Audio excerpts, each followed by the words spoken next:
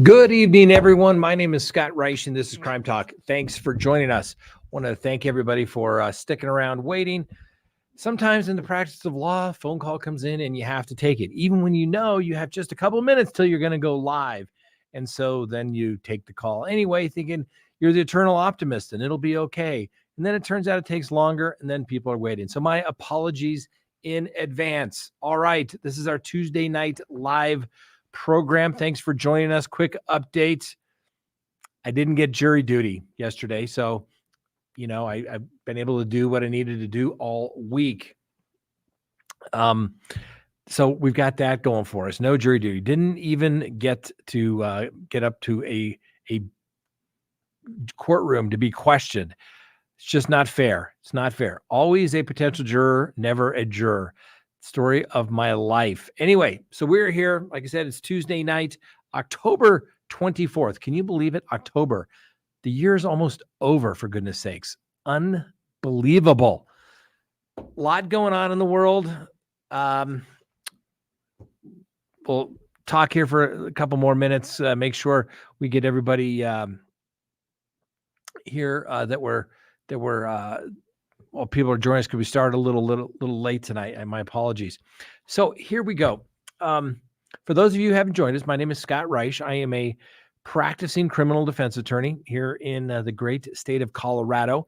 Been doing this for 28 years. I can't believe in January will be 29 years of doing primarily criminal defense work. Some days it's the greatest job in the world. Other days, literally, I want to go work at Starbucks. Just, instant gratification. You did this. It's that simple. So, but that's the way it goes. Sometimes you meet some of the greatest people. Sometimes you meet some of the biggest pain in the asses, so to speak, when it comes to clients. I can say, and not to criticize any of my clients because I love all my clients, but what other people have told me is that clients are becoming more and more difficult these days. I've never seen anything, my friends who've seen this, never seen anything like it. You've never seen the biggest bunch of entitled people in your life. It's crazy. Even when people are on video, they still don't believe that they done anything wrong or why they shouldn't be punished. Everybody just wants to be completely, what's the word I'm looking for? No punishment, nothing, no acceptance of responsibility anymore these days. We see that in our cases that we talk about here on Crime Talk. We certainly see it in the dumb criminal stuff all the time. I think it's a greater issue as it comes to society. I don't know.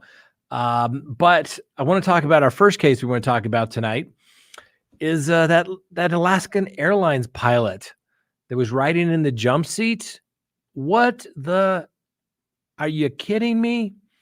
So this guy, Joseph Emerson, okay, he's a pilot with Alaskan Airlines, and he's riding in the jump seat, which is very, very common for somebody to be another pilot, whether from that airline or another airline, going to one destination to another, flying back home.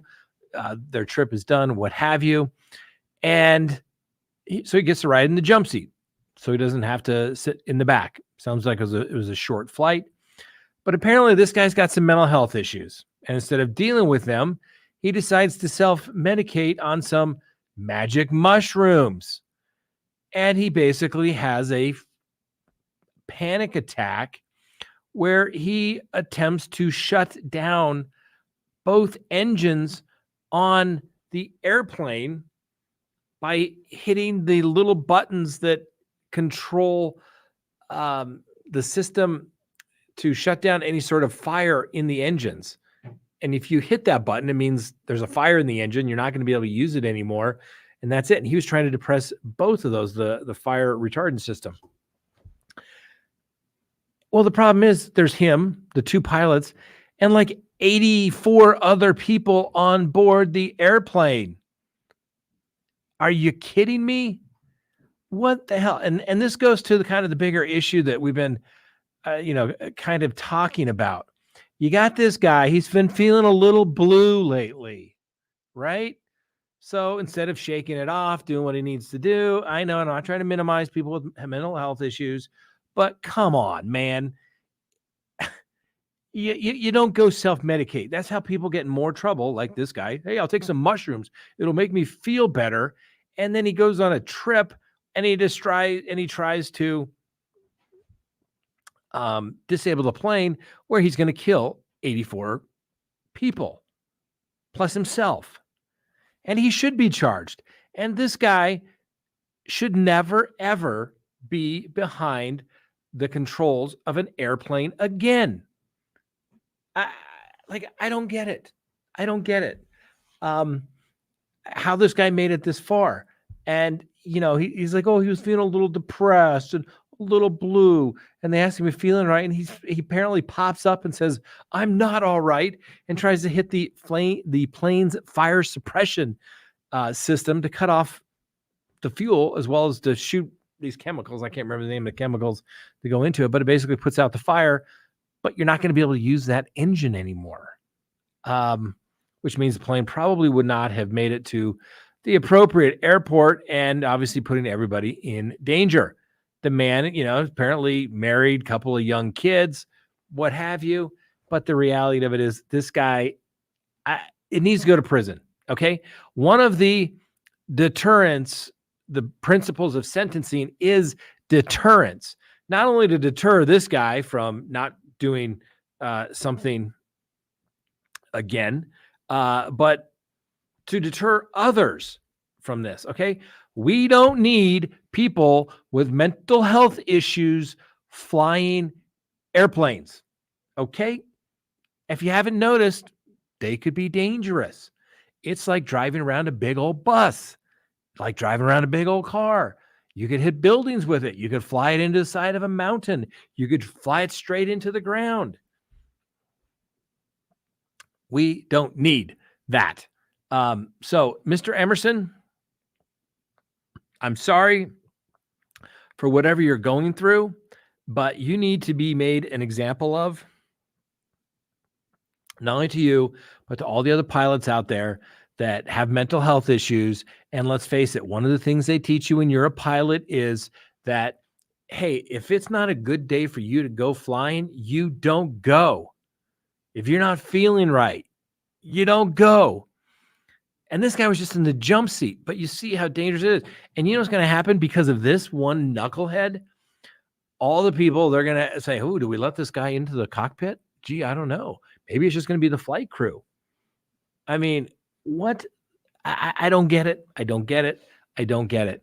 I hope this guy goes to prison for a couple of decades so that the world will learn and future pilots will learn as well. I mean, it took the pilots, their job is to fly the freaking airplane, and they've got to go back there and, subdue this guy so he doesn't kill everybody on the plane. And his excuse is, oh, I was taking a magic mushroom. Guess what? Not a legal defense, buddy. Not a legal defense. Not a legal defense. So go to prison. Go to prison for a long time. This kind of crap needs to end. And once again, the guy saying, oh, man, boy, I accept full responsibility for it. Now he's going to say, I was using the mushrooms. You're a pilot. You're not supposed to take anything that's not prescribed. You are an idiot. Bottom line, this guy needs to go to prison for everybody and everything. I just don't get it. Why he thinks, obviously he wasn't thinking, or he thought, oh, I'm doing drugs, no big deal. Like, I get so tired of this crap. If you got mental health issues, you go to the doctor. Quit medicating, self-medicating with drugs and illegal drugs and alcohol and all that crap. It's not an excuse. It's not an excuse. Get over it, people. I know that's not the very politically correct term to use, I guess, these days, but the reality of it is that this is what's the word I'm looking for? It's just becoming, it happens too much. This guy could have killed 84 people. When you get on the plane, Do you think that you are going to have a pilot that is going to get attacked by another pilot who's in the jump seat? God, I hope not. It's just, like I said, I get it. If you got mental health issues, go deal with it. Go talk to a professional. Quit with the self-medicating crap. Okay? And I guess a lot of people, I don't know. And everybody these days wants to run and get meds for everything these days. How about you just go outside and, enjoy the weather? Stress it up. Stress and anxiety, hate to break it to the world, it's part of life. And when you get through that stress and anxiety, you become a better person instead of avoiding it. I don't get it. I don't understand it. I mean, I don't get it. I don't get it. So hopefully that guy, Mr. Emerson, goes to prison forever, because we need to do that. Now, talk about another thing. Let me tell you why I would rather do criminal defense work than this particular area of law. All right. And that area of law that I will avoid like the plague is called family law. Okay. Family law. Worst practice area of law, in my humble opinion. And you may say, why, Scott? Oh, but I have friends that do criminal, they do family law. God bless them. They are a better human being than I am. Okay. And the reality of it is, at least when somebody commits a criminal crime, let's say even murder, I would rather do, gentlemen, I think your dinner is here. Excuse me. There is family law, at least in criminal law, people kind of know if they're sitting behind bars as to what they did. In family law, the other side, the goal is to literally hurt the other person. How can we hurt the other person so bad? For whatever reason, they loved each other. Now they don't like each other. I get it. If you can't go away amicably, by God, go scorched earth. And that's what most people do. And they ignore it. And I have my friends that do family law, and they tell me some of the craziest stories that, and divorce is not that difficult, people. Okay.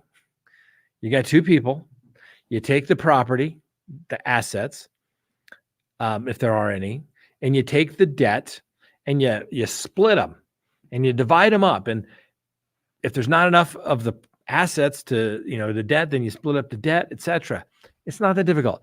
And the kids, you got kids, you can't be adults and be responsible. And I'm not talking about if they've done something wrong to the kids, they shouldn't be near the kids. I get that. But if you get two responsible adults, they just don't like each other anymore. They're better off going their own separate ways. And then they divide up the kids. Just, you get this week and that, and they rotate. And if you can't do that, then guess what? Then you get a complete stranger making decisions as to what is the best way to raise your children. There you go. So you should be amicable. But they don't do that. Most divorce cases, and I've done two in my day.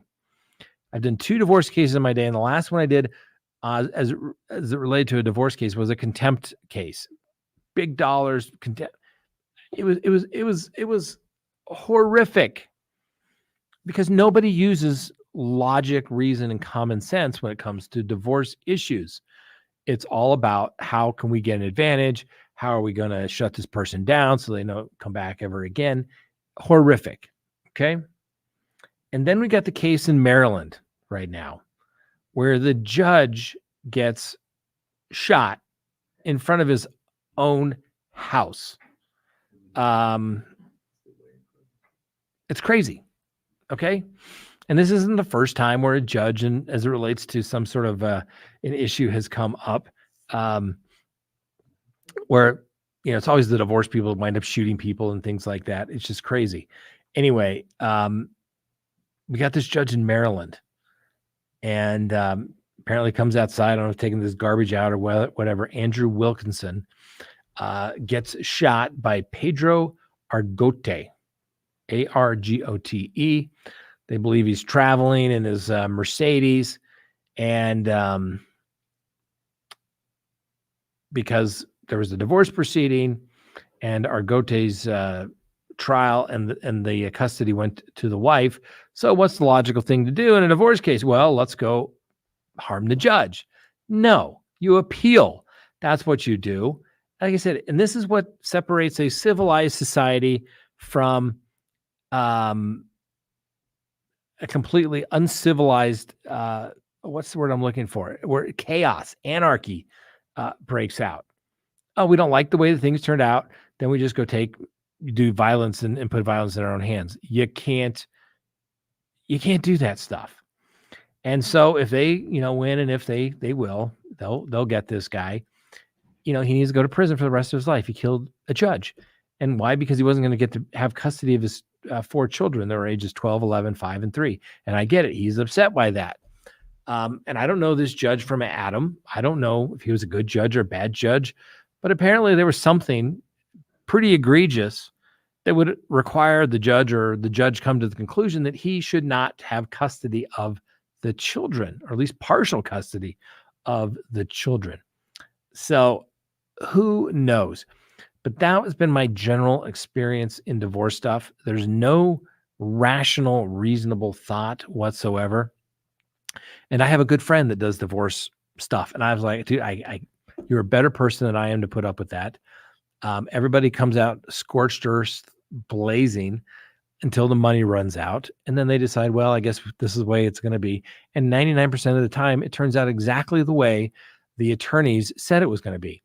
And there are, and probably going to upset a bunch of people, but some of the most unethical people I've ever met, unethical attorneys I've ever met, have been divorce attorneys.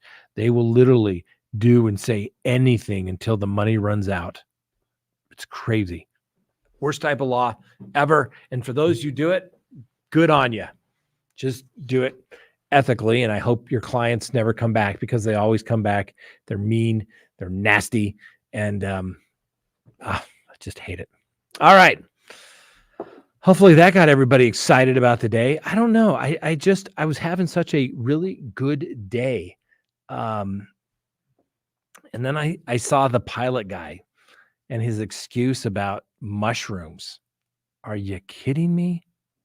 Oh my God. Hardship, ladies and gentlemen, hardship. Anyway. All right. Magic mushrooms. Anyway, here we are. All right. Let's see if we got any questions. Let's see here. My uncle said his life was much easier when he swore off divorce representation. I think a lot of them really do. The attorneys make it worse. And I'm telling you, it's true. There are some attorneys out there that literally go scorched earth on everything. Most people could probably just do it. So there you go. All right. We're coming. You shoot 42. Roger. That's right. The brother of the lovely Miss Kristen. We're coming. You shoot 43 in Boulder. Ain't no one doing shrooms in Boulder. That's true. Yeah, right. All right. Well, come on out. I hear there's a football game in LA next week that you may want to be going to there, Roger. Go see you. Let's go back here, see if we got a couple more questions. A lot of California people moved here. Jay, Colorado. I've lived here. Let's see here. It's not popping up my screen here. It's not. It's not popping up. Anyway, the question is, I'm not sure why it says, Jay, Colorado. I've lived here all of my 62 years. Colorado really changed when a lot of California people moved here. I don't know, was that. I think it was more when they legalized marijuana here, things took a real, I think you can see a significant downturn. Although they were so proud that the state has collected, since the legalization of marijuana some 20 years ago now with medical here in Colorado, I heard it today on the radio that they were so proud that they've collected $500 million in taxes on it. Because what do we always say? Ain't nothing legal till the government gets their cut, right? Remember, it was all the worst, horrible thing ever until the government said it was legal and okay, and they got money out of it, and then it was okay. Blonde PT, absolutely correct. Divorce is pretty simple, except that you have to take the emotions involved. It's not about dividing stuff up. It's about hurting the other party. That's why I won't do another divorce case ever. I did 2 early in my career and swore I would never do it again. They were literally arguing about furniture, and I offered to buy them the furniture because it would be less expensive than that they were going to pay. No, it had to be that specific furniture. Yeah, it was crazy. Salva, irreconcilable differences, divide the assets and go. You would think that would be it, but that doesn't always work that way. All right. Christina says, that's why I'm doing criminal law. And I'm telling you, it is, give me a good old-fashioned murderer any day, because they know why they're there. They know why they're there. They know what they've done, why they're there, they're doing it. And they can either decide to take the deal or not. It's that simple. So yeah, it is what it is. FAA and the airlines are very careful lawsuits. They take few chances with pilots. So true. And that's what I'm saying. There's a pilot shortage right now. There's a pilot shortage for the airlines, qualified pilots. This guy had been with the airline. He's flown professionally, it looks like, for almost 20 years. And the guy has some sort of breakdown in the cockpit. Are you kidding me? Oh my God. I mean, I get it. I've known people that I had a friend of mine who says, hey, did you hear about so-and-so? No, what happened? And he was a charter pilot. And literally he was taxiing out his airplane. It was single pilot that particular trip. And his plane went off the edge of the taxiway and into a ravine and a big snowdrift. Well, it turned out he had a massive heart attack. Boom, gone. Guy's commercial pilot. He gets his physical, every 6 months. They check his ticker and boom, it happened. I get that. But for somebody to have a panic attack because they took illegal drugs, I just have zero tolerance for that when you do it. And that is the whole problem when everybody says, oh, legalize this, legalize that. It's going to be great. The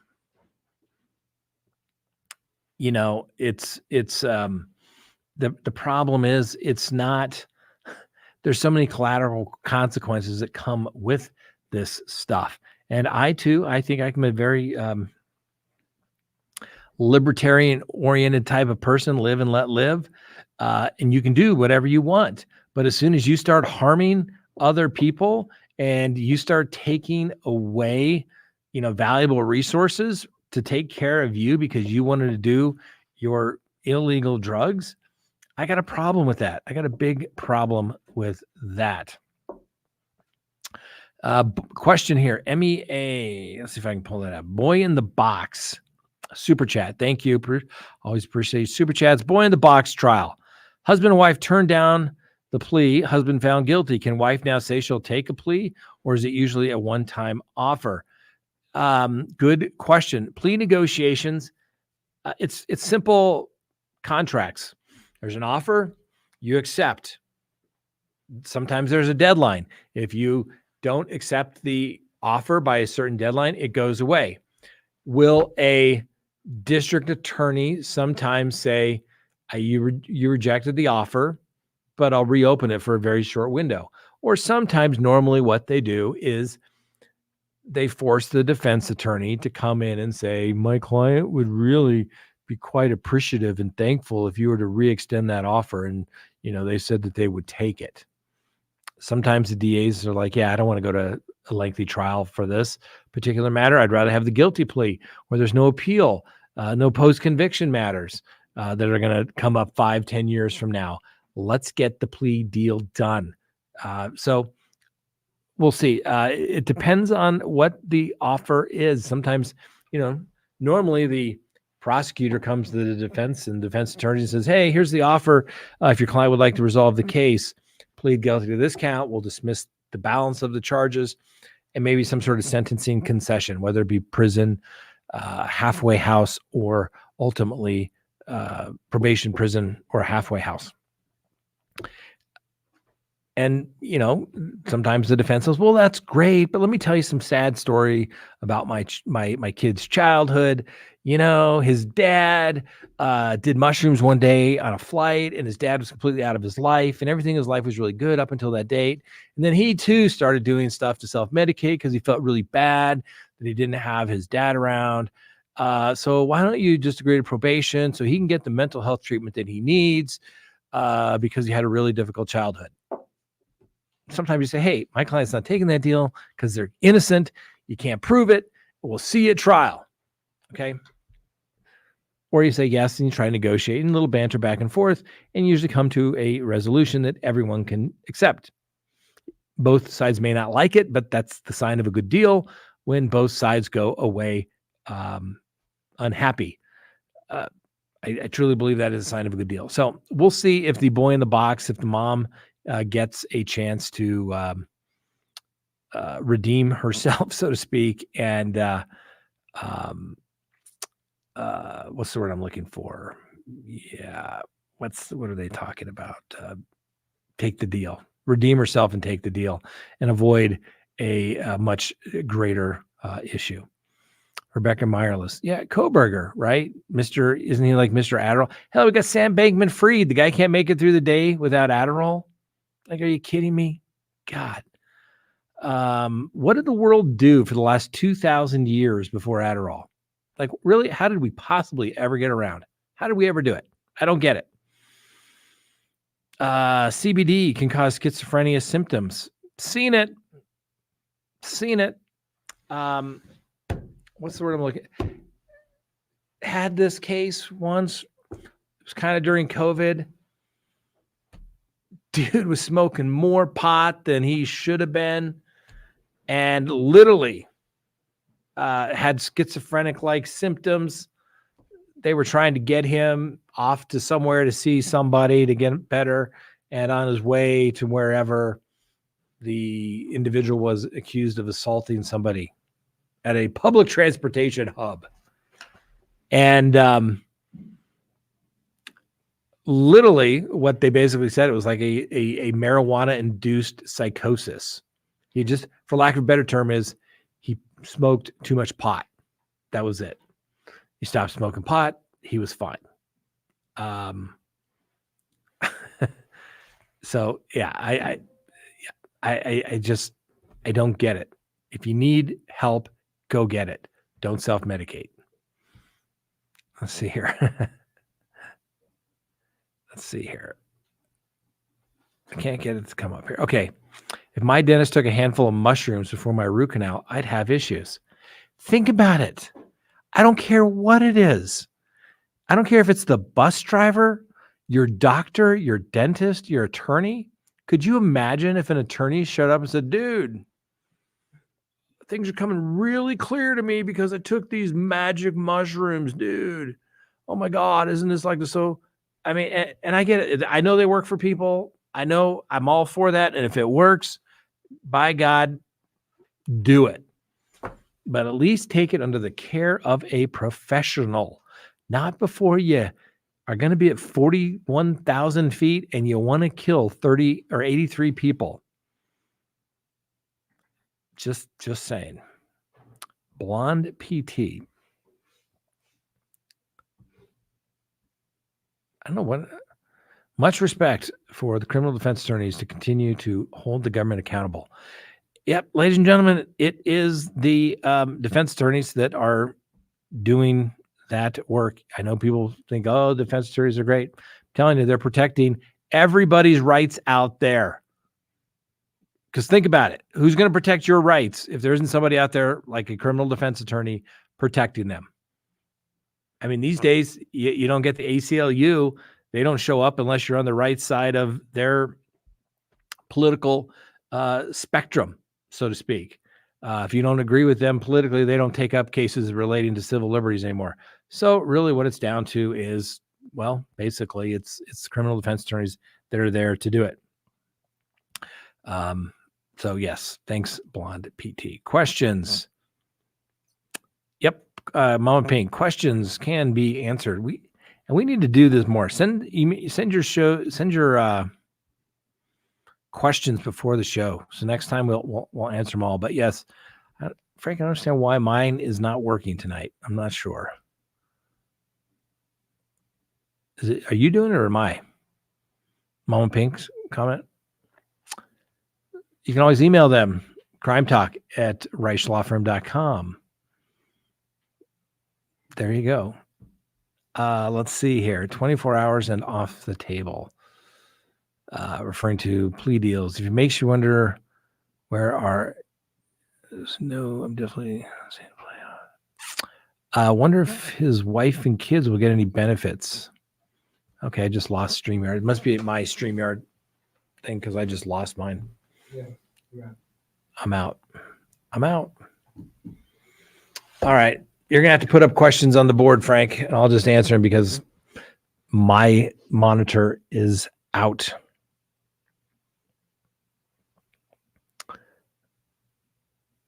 Let's see here.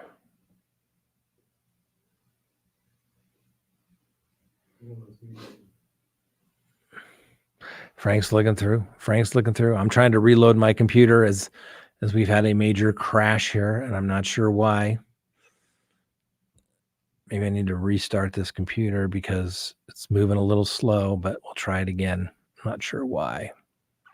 Anyway, so I was a little disappointed that I didn't get called for jury duty. And I'm also a little disappointed. I was supposed to fly out tomorrow morning to the East Coast for a case, for a hearing that was canceled at the last minute. I'm kind of actually relieved that I don't have to just go, which is always good. But it would have been nice to have a face-to-face with the prosecutors in that particular case.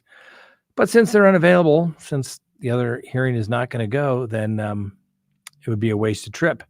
And we try not to waste our time or our clients' money by doing that. All right, I think I am back. Keep us informed. Let's see here. Okay, let's also victim's family before expect. No, that's a good question. Good question here. Quick flip 7 here. Are attorneys required to consult with the victim's family before accepting a plea deal? Not the defense. No, the prosecution. If they make a offer, and normally it involves a crime of violence. Most states have what they refer to as a victim's bill of rights. And the victim's bill of rights basically says is that the victims have a right to be consulted before any disposition or plea offers made in the case. They can object to it. Doesn't mean, the prosecution, the victims' families don't have veto powers over that offer, but it just means that they can have to be consulted, and the input of the victim's family has to be considered. The defense doesn't have to consider or to consult with the victim's family in any way whatsoever. Frankly, normally the victim's families aren't going to consult with the defense in any way. Heck, they usually refuse to talk with the defense or anyone there as well. So yeah, it's the defense does not have to do with that. Yeah. Tasha here, Tanya.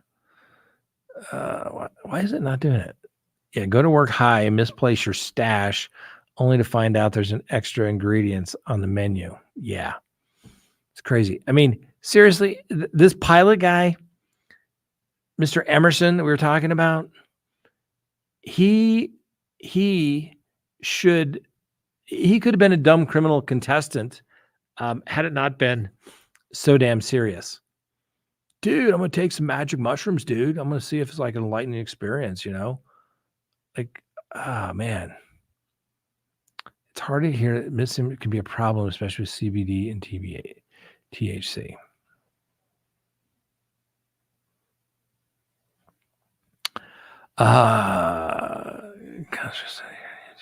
let's see, what's kind of chances an attorney or anybody in the legal field to get picked for jury duty? You know who usually gets picked for jury duty? Kitty, kitty, bang, bang.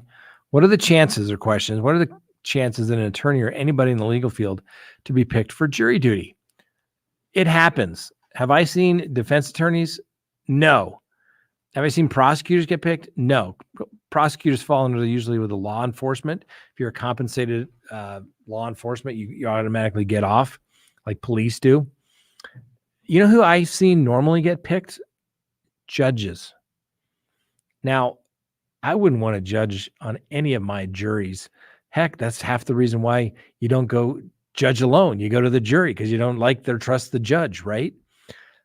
Why would you want them on as a juror? Now, I've heard of experience where judges have sat there and they get selected. Maybe they didn't want to. Somebody thought they'd be a good choice. I don't know. And I've heard of cases where they've been found not guilty. But normally, when you hear somebody in the legal profession that makes it to jury duty, it successfully on the jury when they get called for jury duty, are judges. And maybe because people don't want to get rid of the judge to think that they're, not fair and impartial or something to that.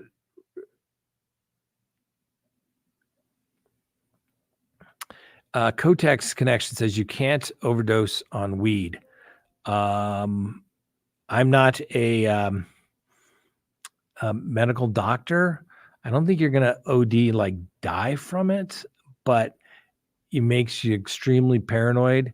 I've seen it where literally the doctor's like, yeah, he's basically just higher than a kite, been smoking the stuff, and literally needs to come down from stuff. It's ridiculous.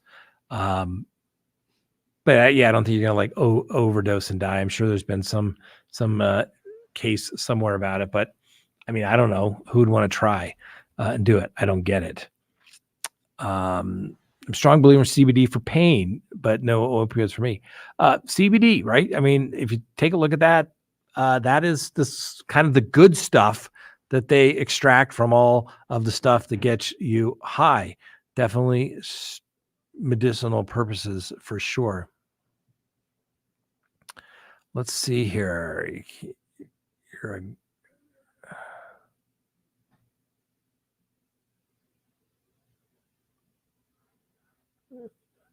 Let's see here. The pilot also went 40 hours without sleep. That alone can mess you up. Well, guess what? He's going to go to prison now for a long time because of what he did. Blame it on sleep. Blame it on his mushrooms. I don't care. Go to prison. You endangered so many people, not only the people in the air, but what's on the ground. I mean, yeah. Sally Vella, bench trial with a jury. No, you don't. You get a bench trial or a jury trial, and you can choose a bench trial, a trial to a judge, but you don't do that because why would you want the government to only have to prove their guilt beyond a reasonable doubt to one person versus 12? So I certainly wouldn't want my judge on a jury either, more than likely. It cause death, but it can very much cause severe disorders like CHS and seizures. I've seen it and had it. Yeah, it's going to be some bad news. Anecdote pizza or Cheetos, I guess, right?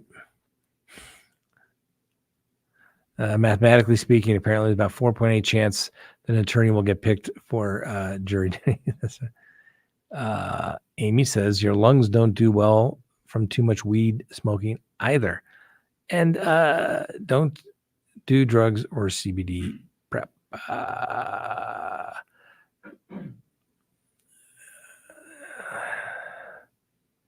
Let's see here. Nope, no deaths involving just THC.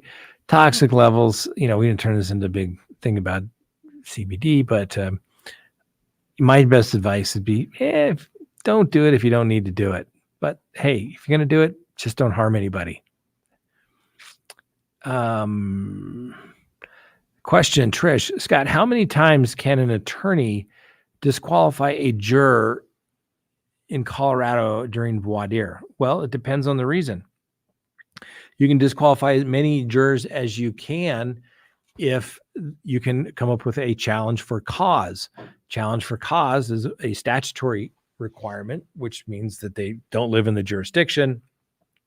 They're not over the 18 years of age. They don't speak the English language. If they have some sort of physical disability that would prevent them from serving on jury duty, although they try to accommodate anybody with any kind of disability these days. But the biggest one is basically they cannot be fair and impartial to either side. And if they can't follow the law, like give the presumption of innocence, can't withhold judgment till they hear all the evidence in the case, give more weight and credibility to a police officer than any other witness. Those are all a basis for challenge for cause. Then, once all those are exhausted by both the prosecution and the defense, then you move into the peremptory challenges. Varies on jurisdiction. Like in federal courts, I think, God, we had 11 of them. And you go, defense does 2, prosecution does 1, defense does 2, prosecution does 1. It's a very weird little system in federal court. State courts, usually prosecution does 1, defense does 1. You usually get up to 6 plus 1 more for each alternate. And you can use a peremptory challenge for any excuse you want. Didn't like their hairstyle. You don't like the way they looked at you. Any reason you just don't get a warm, fuzzy feeling from that person, you can get rid of them using a peremptory challenge. You like to get rid of as many as you can for cause, so you can save your peremptory challenges for anything that you want down the road. See, Corinne, she's been summoned for jury duty many times, and used to be a legal secretary. Did you get selected though, Corinne? Did you actually make it to the box? What about flying and drinking? That's bad too.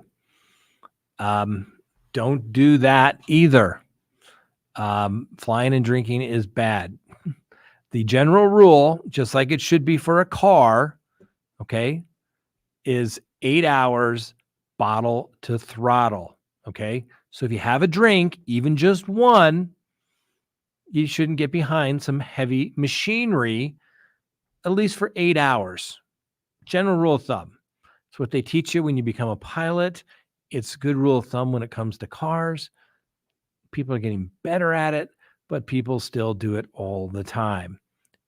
General 8 hours from bottle to throttle. Have you read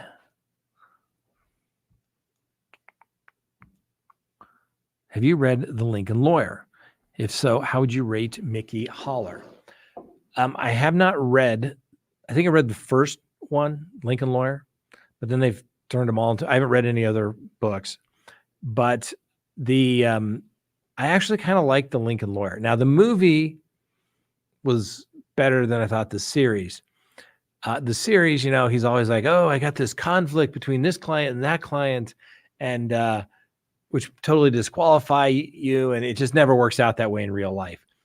But when I did watch The Lincoln Lawyer, it was obvious that it was written by somebody that had, in fact, actually practiced criminal law, because a lot of the advice that they were giving about how to prepare for trial, how to prepare for witnesses, what to look for in jurors, witnesses, things of that nature, it was all really good advice. A lot of the other stuff about, my client killed somebody, and then I was hired by the guy that set them up, that framed them to do it, and there's an ethical conflict, and how do I do it without revealing attorney-client privileges? Doesn't happen. That's a little far-fetched, in my opinion. Michael from India, good evening. Had a friend who got a drunk driving ticket on his lawnmower to the corner store. Is driving lawnmower? Yes. If it is a motorized vehicle, if you read the statute, you can get a DUI on a bike. You can get a DUI on a horse even. It happens all the time. So 8 hours, bottle of throttle, even if it's no throttle. Okay. Just general rule of thumb. You're not only protecting everybody else in the world, but you are protecting all all the innocent people in the world that you could potentially harm. Here's a good one. Shawnee Skywalker. I would never make it to jury for me. Not guilty. Judge. But we haven't even started yet. Me. Not guilty. Yes, you would never make it to the jury box.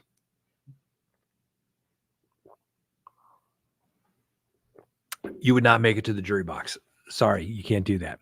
You have to be fair and impartial. Now, here's the thing. If you want to vote not guilty, if you want to do that, then you say, oh, yes, I can be fair and impartial. And I always get the jurors are like, I don't believe in the judicial system. I think the process is fair or not fair. Can't be trusted. It's rigged. And you're thinking to myself, my God, this would be a perfect juror if they would just keep their mouth shut. But they want to get up there and make a political statement about something.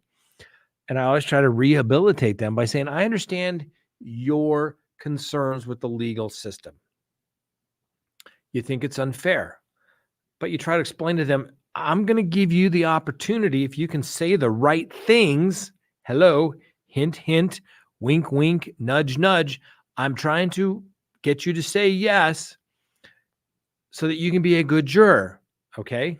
So when they say, I can't be fair to blah, blah, blah, the prosecutor says, I want to get rid of them. Judge, may I have just a moment to rehabilitate them for a moment? Now, juror, I know you understand you don't like the system. You think it's unfair. You know, people that got screwed by the system. I get it. And there's an old adage that says the American judicial system is absolutely terrible, but it's absolutely better than anywhere else in the world.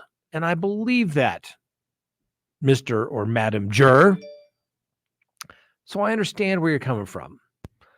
But what if I were to say, if you had doubts about our legal system, this is your opportunity to make sure that it works. And I'll tell them, listen, I would ask you if you think that the prosecution has not proven their case beyond a reasonable doubt, it is your solemn oath and obligation to say not guilty. Okay. But for the system to work, we also need people to say if the prosecution has proven their case beyond a reasonable doubt, it is your solemn oath and obligation to make sure it works and to vote, say guilty. So, juror who doesn't believe the system works at all, do you think that you could possibly do that and make sure the system works? If you think, hey, the prosecution hasn't proven their case, you can let the world know by your vote of not guilty. But if you listen to the case and you think, man, even though I don't like the system, man, that guy over there, he is guilty, right? I want those jurors that are critical of the system to be on there, but they still have to be intellectually honest and say, yeah, you know, they can do it. And I've had jurors that have been on juries that say, I don't have any faith and confidence, but try to rehabilitate them. And they're like, okay, keep them on. I've had them come back where they've convicted the client. They're like, dude, I mean, don't get me wrong. I don't think this is fair, but your client is guilty. Like, he did it. Like, there's no doubt in my mind. I can't ignore it. Right? That's the way the system's supposed to work. But, you know, let people, you got to be able to experience, try and go see the jury system, see it work. If you don't think it works, you have a remedy for that. It's called not guilty. That's it. Mommy packed his lunch. This is kind of funny. Sally Val, one time I saw a pilot opening the Ziploc bag of candy. It appears mommy packed his lunch for him. I don't know which is worse. Well, maybe he was young. You know, I was just having this conversation today. I was talking about this story in the office. I was going to talk about it tonight. And have you ever noticed, I don't know if you're like in Colorado, you know, obviously we have mountains here. We have the big airport here in Denver, and then there's a little bit bigger, you know, smaller one in Grand Junction, what's out there on the plains, but the rest of them are kind of in the mountains. Telluride, scary little mountain hilltop. Aspen, another scary airport to go into. Trust me, don't want to go there. Vail, haven't been there. Why? Scary. Don't have no idea want to go there. But you know all the little commuter planes, right? They fly from the Denver to all the little mountain towns, the ski resorts. Do you know who usually flies those planes, ladies and gentlemen? all the young, inexperienced pilots. They don't put some guy that's been, with the airlines for 40 years going back and forth, into Montrose or Telluride. No, they get the big routes. They're going overseas. No, they get the most junior pilots to fly the most dangerous routes. Think about that next time you get on a plane going to a little mountain town somewhere, ladies and gentlemen. Yes, think about that. THB, Michael Ostel. Thank you. Was that a $40 super chat? Wow. Thanks, Michael. Was there a question there or star? I don't know. Oh, Crime Talk. What is the difference between serving on a grand jury versus a regular jury? Thanks. Kitty Kitty Bang Bang. Good question. All right. So grand juries come into play, particularly in the United States Constitution, that for all felony offenses, you have a right to be indicted by a grand jury. A grand jury usually consists of more than 15 people, and they hear to see and determine if a case has probable cause. Would a reasonable person believe that a crime was committed and that the defendant may have had something to do with it? Very low standard of proof. Prosecution is only one in the room presenting evidence, usually through a witness from the police department or some sort of agent. And he says, on this date, we found this guy. We made contact with him. He had a felony conviction. He had a firearm. He's prohibited from having a firearm. That firearm functioned as a functioning firearm would. Therefore, we're going to indict him as a prohibited person. Possession of a weapon by a previous offender. That's about how long it takes to get indicted in front of a grand jury. Then you have the petite jury. That's the jury that hears criminal and civil trials. Usually a civil trial, sometimes 12, but you only need 6. It can even be less. Criminal case, a petite jury is 12 because it's smaller than the petite, right? Small versus grand, big, 15 or more, usually 15 to 30 people that hear that. And so the petite jury is a regular jury that a jury hears case, decides questions of fact, something along those lines in any criminal case or civil case as well. So hopefully, Kitty Kitty Bang Bang, that answers your question. Great question. Let's see here. Crime Talk. What's the difference between serving? Okay, I got that one.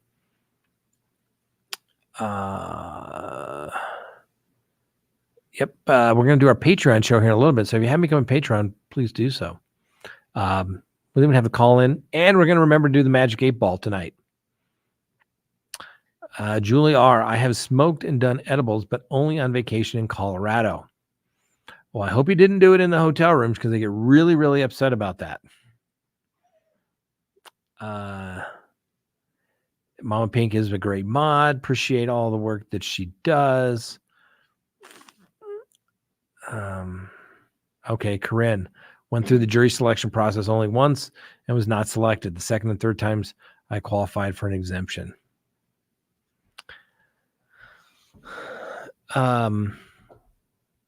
Good question, Michael. Why can't the defendant get compensated for their legal fees if they are found not guilty? Quick answer: sovereign immunity. Remember, you can't sue the king. You can't sue the state. They have immunity. They're bringing you to trial because of these charges where probable cause has been found. So they have a good faith basis for it. And, maybe something happened and the witnesses didn't all show up, or they didn't quite say exactly what everybody thought they were going to say. Well, that's because, they're found not guilty. The system works. That's the way the government looks at it. I think it would be great. If prosecutors' offices had to, pay the fees of somebody that loses. I think they would be much more selective on the cases that they took to trial. It'll never happen, probably at least not in my lifetime. But yeah, you don't get it. Very, very few exceptions. Even on a civil case, it's tough. You can contract for it. Okay, the winning party gets attorney's fees. Prevailing party gets attorney's fees. But even then, if they have a good faith defense, it just didn't go their way. you don't want it to be a deterrent for the legal system, but at the same time, it's obviously unfair. If you think you've been wrongfully accused, you got to hire an attorney, ask 12 good people to come to court and hear your case, take time out of their busy schedule. So yeah. Yep. Let's see here. Samantha. No, there you go. The Denver airport has the devil horse. I think they refer to it more as a meth horse because the blue horse. Yeah. Yeah. Lucifer horse. Do we have a picture of that we can put up real quick? Yeah. I mean, wouldn't that scare the hell out of you if you were flying on that? And just think about that. Maybe that's what your pilot looks like after he's taken some magic mushrooms, right? It's got the big bulgy eyes and stuff like, we're ready to go, man. Yeah, I'm not feeling so good right about now. I think I need to hit the fire retardant system.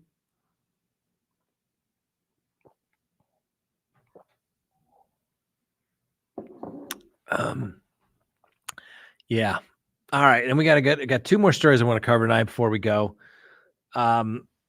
This woman in Las Vegas arrested for stealing $50,000 from the safe of her sugar daddy at Caesar's Palace after ditching him when he was at the U2 concert at the Sphere Arena.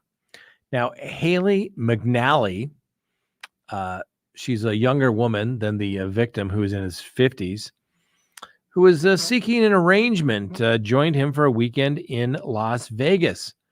Now, apparently, he paid her some $2,500 for her time, because let's face it, if it was for sex, that would be prostitution. So he was paying for her time, and they went to the show. But then she allegedly ditched him, I guess, said, I'm going to go use the powder room. And what did she do? She went back and raided the safe. And apparently he had some items of value in there. $50,000 in cash, because he's a gambler. He's a whale. And another $7,000 in poker chips and some jewelry. Yes, well, needless to say, it didn't take long to find his companion for time. And she has been arrested. Now, Miss McNally claims to police that she had been sexually aggressive and touched her inappropriately, making her uncomfortable. Therefore, she was compensating herself by stealing his money and chips. And they went to the apartment. They found about $11,000 of the $50,000 that was stolen, and $5,200 in chips. So yeah, nice there, Miss Haley McNally, paying for her time, paying for her companionship. Whatever happens after the clock runs out, it's up to them, consenting adults. But hey, wanted $2,500 to hang out with you. What can you do? All right. Now, here our dumb criminal of the day, since we didn't get to a video today. Take a look at this woman, Elizabeth Celeste Tristan Frazier. Wearing a bow tie, steals an Amazon truck. Okay? Wait for it. Notice the door is open over there. Wait for it. Oh, don't. She fell out of the car, the van that she stole. Little did she know, obviously you can't take things of other people, but Amazon had a camera in there, so the whole thing was recorded. And there she goes, walking away, and probably thinking, well, I returned the van, so what's the problem? Right? It's not really her fault. If Amazon didn't want the van stolen, they wouldn't have left the keys in the car and the door open, right? Isn't that the rationale, the expectation of most people today? Obviously, but yes, that's right. That's why, ma'am, you, Miss Elizabeth Celeste Tristan Frazier, you are our dumb criminal of the day. Congratulations. You made it. You almost didn't make it. You're lucky you're not dead. You're lucky you're not dead, Miss Frazier. Celeste Tristan Frazier. Wow. Oh, good question. Lord of Nuggle. Did I get that right? Lord of Nuggle. What makes a capital murder? That just means it's a capital offense that is punishable by death. Most states really don't have capital offenses anymore because they don't have the death penalty anymore. Colorado, we don't have the death penalty anymore. We used to have the death penalty, and if you're charged with first-degree murder, since it was punishable by the possibility of death, which was rarely used, you still were held without a bond. But the legislature took it upon themselves, didn't do a vote for the people to decide on something so important as this. They just said, well, we're going to disband, we're going to repeal the death penalty. And just like that, it was gone. The governor signed it. And then somebody said, well, guess what? There's no more capital offenses. You know how those defense attorneys are. So, yeah, my client is charged with terrible, heinous crimes, killing multiple people. Guess what? You've got to give him a bond because you can no longer hold him without a bond. And of course, the prosecutor's like, this is crazy. This was not the intended consequences of it. This is what happens when you have morons, AKA the legislators, writing rules, the law, and not thinking about the collateral consequences. So yes, you could kill 100 people in Colorado, and guess what? You'd be entitled to a bond. Now, of course, it would probably be so high you couldn't make it, but in theory, obviously the bond is to be no greater than reasonably necessary to assure the safety of the community and the defendant's appearance in court. But you got to set a bond for somebody who's charged with murder. It used to be no bond hold because the legislature passed law without asking anybody, hey, should we do this? I mean, and it was only written into the Colorado Constitution going back to the late 1800s, and nobody bothered to. Can you imagine the legislator passing the law and not actually reading or knowing what was in the Constitution of the state that they're supposedly passing legislation for? I'm not talking about some obscure statute somewhere. We're talking about the Constitution. Unbelievable. And they did that. So, all right, ladies and gentlemen, we have done it again. It has come to an end. But if you'd like to continue the conversation, we will go do that on our Patreon show here in just a minute. Let's see here. This is scary. I would good stiff drink. Sean, I've heard of the blue horse recently. Frank, did we find a picture of the blue horse? Yes, I posted. Oh, did you? Oh, I didn't see it. Sorry. Okay, let's put up the blue horse. This is the horse that you see as you go into the Denver International Airport. And it'll remind you. It will remind you that this may be what your pilot is on when he gets on the plane. There it is. Look at that.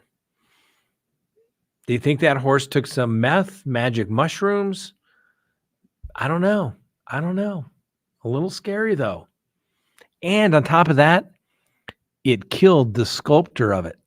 When they were loading it up, it fell on and killed the artist. Is that not scary? It is, ladies and gentlemen. Think about it. And now, just think about it. That's what your pilot is feeling like after he takes his magic mushrooms when he gets on the plane. Dude, I'm not feeling so good. That's what he was saying. I mean, can you imagine him like a Chris Farley? I'm not feeling so good. Got to pull the... Oh, geez, I can see it now. Mama Pink, there's a lot of conspiracy theories about the Denver airport. Oh, yeah. Yes, there are. There are tons of them. Yeah, I'm not sure why they put that art up there. I don't know. There for a while, they were putting up all this art around the city of Denver, and a lot of it is so bad. Some of it is very impressive, but some of it is just so ugly. So Who knows? All right, ladies and gentlemen, that's all we have for you tonight. Appreciate you taking the time, joining us. We're going to go do our Patreon show. If you haven't become a patron, you should do so for very small fee that you get to join. And then you can, we send you all this free stuff, everything you need to know. Basically, when you're watching those trials, you can say, hey, that's not admissible under 801D2E because I have my CrimeTalk evidence sheet here, and I know that this is not the case. So, other good news, our monetizations are going to be done. Or our demonetizations, I guess I should say. Our strikes. We're going to be out of Facebook and YouTube jail here soon, which I think is kind of blocking our algorithm. I am absolutely convinced of it. So convinced of it. All right. Thanks for watching. We'll see all our Patreon members there in 5 minutes or less. Thanks for watching.